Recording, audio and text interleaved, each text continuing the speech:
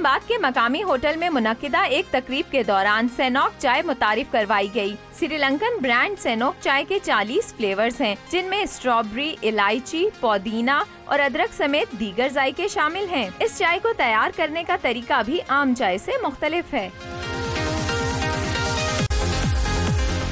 सेनोक coffee और चाय पीने वाले कहते हैं इसका सिर्फ जायका ही मुख्तलिफ नहीं बल्कि ग़िज़ाइयत में भी भरपूर है। न्यूट्रिशनल फैक्ट्स इनके अंदर बहुत ज़्यादा हैं और अगर आपको 2 या 3 कप आप लेते हैं तो आपकी जो इनर की और जो आपकी स्मेल्स और ब्रीथ है वो टोटली चेंज हो जाएगी। श्रीलंका ने एक नई किस्म की टी लॉन्च की है जिसमें 40 फ्लेवर्स हैं और the flavours are really awesome.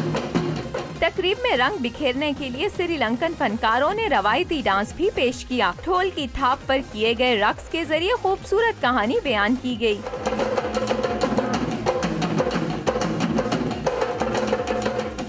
तकरीब में शरीक श्रीलंकन हाई कमिश्नर ने शुरका को सेनोक चाय और कॉफी के जायके और फ्लेवर से भी आगाह किया। कैमरामैन मसूद शाहिद के साथ शफक इकबाल, डॉन न्यूज़, इस्लामाबाद।